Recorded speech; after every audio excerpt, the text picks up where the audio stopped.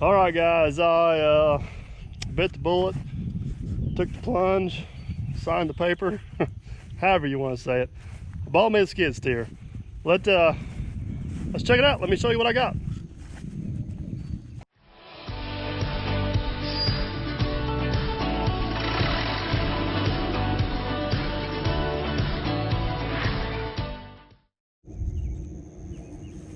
All right, guys, here's the decision I made. I ended up going with the Kubota SVL 90-2, 2014 model. Got pretty good tracks, pretty good undercarriage on it. Cab, AC, 84-inch bucket. There was, well, before I tell you about the machine, let me tell you how I come to the decision. All right, guys, first off, I want to thank each and every one of you that commented on the video whenever I posted about which one to buy. As you guys know, I was going back and forth between the JCB and the Kubota, and I ended up steering away from the JCB, and it wasn't because of the single arm or the single boom, or however you want to say it. Ended up being a parts and dealer concern. I think they were pretty good machines, and I still love the idea. I absolutely love the idea of the side entry. And after using this one, I've second guessed it a few times because it's a pain in the butt, just like I thought it was going to be to climb in and out. But what ultimately steered me away from it is we don't have a good Volvo dealer close. We don't have a JCB dealer anywhere around. And a few of the people I kind of lean on here and there for advice working on stuff, they were all like, that's foreign to us, we don't know anything about it. Now, what I have learned through YouTube is there is a lot of you guys out there that do know a lot about them, and I'm pretty sure I could have leaned on you guys.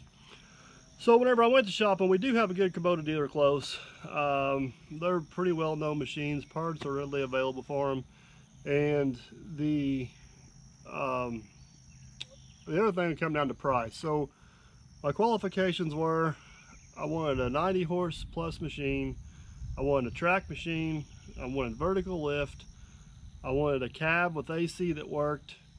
I needed to be under $30,000, and I knew dang good and well to be in that price range, I was probably going to have to either buy something off-brand or something that was brand named with a few hours on it. So this machine's got 3,400 hours on it.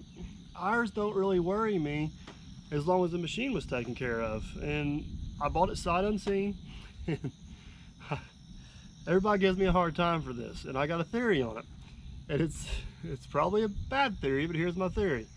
I bought this machine sight unseen for X amount of dollars. If I was dumb enough to do it, if I don't like it, I can find somebody else dumb enough to do it, and I'm moving on down the line. I've done it before.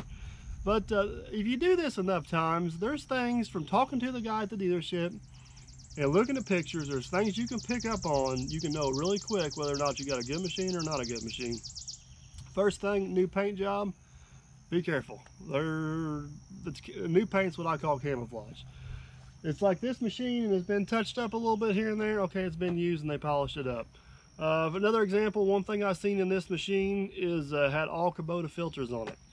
There's only two people that buy Kubota filters and put them on a machine. One's the dealership, or two, it's somebody that really takes good care of their machine, and they're convinced that the Kubota dealership filter is the best one out there. Now, us guys know that there's aftermarket filters that are just as good as the factory ones.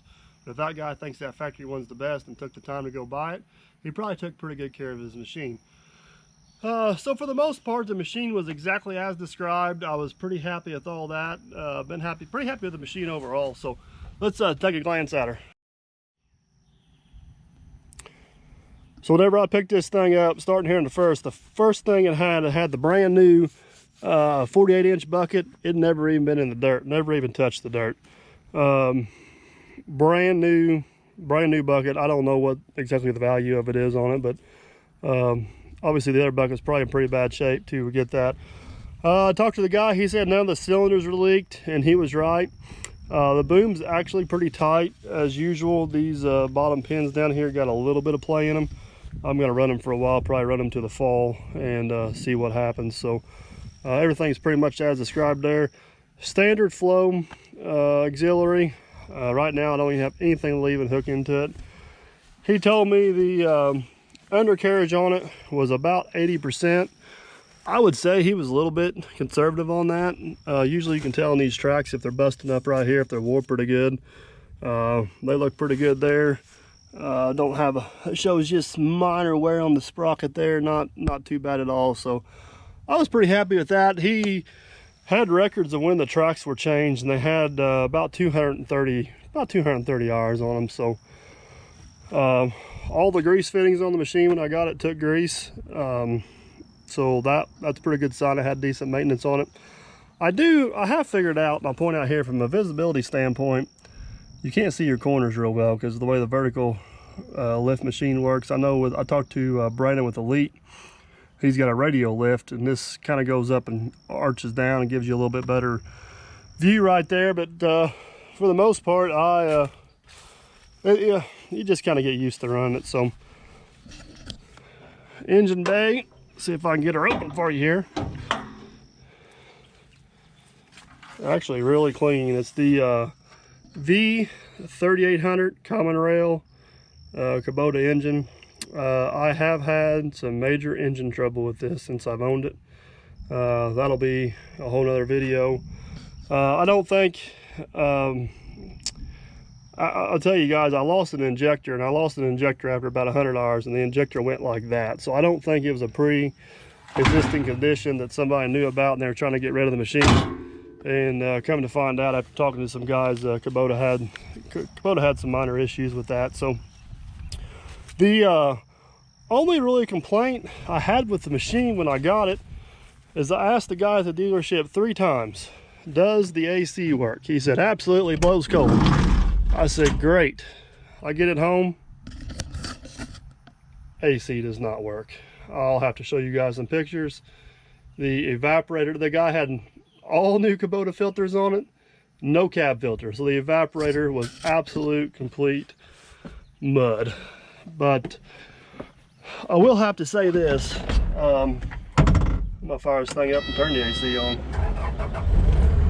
We'll have to say this, the way Kubota has got the airbox and everything back here built, it was probably about an hour job to get it out, cleaned, and back in. They did some really neat and some really good things engineering wise there to get that done. So I do love the roll-up door. There's been couple times, it needs to be clean, my goodness, look at that.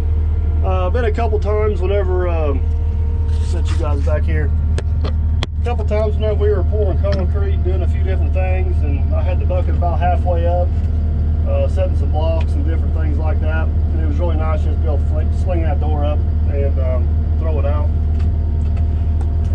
I'm sure you guys seen the inside of a Kubota skid steer before, but it's pretty darn simple.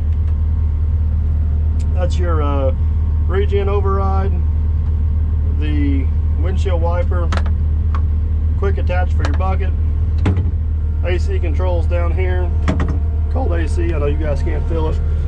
Over here you got your hydraulic lock, your parking brake auxiliary, and your lights, key switch, a few gauges you need, and you are good to go.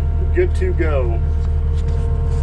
This thing does like fuel. That's one negative I've found so far. It uses a lot more fuel than my D4G, believe it or not. They're about the same horsepower, but this thing uses twice as much fuel. So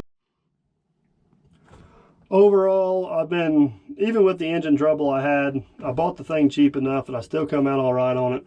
I was able to do the work myself. I've used it on, let's see here, 3 jobs, but I was only able to video 1. The other 2 I couldn't video. Machines performed good. I've put about 15 hours on it now since I put the injector in it. Haven't had any major troubles since then. I got a pretty good video putting that back together, so you guys have to check that out when I get it posted. But I'm still just not a skid steer person, guys. They're uncomfortable for me to run. I don't like climbing in and out. They are handy. I will not take that away from you. They are handy. But I will have to say, for the most part, I'm pretty happy with my purchase. Time will tell. Hopefully all my troubles with it are behind me. I got a few more jobs coming up. I will be able to video some more. So, but yeah, that's it. Dirt Perfect has a skid steer, and it's an orange one. Again, I appreciate the heck out of all your guys' comments and all the input you had into it. I know for a fact I read every comment. I think I replied to a lot of you guys, so I appreciate that. So don't forget to like, subscribe, and comment, and stay tuned for some skid steer videos, because they will be coming.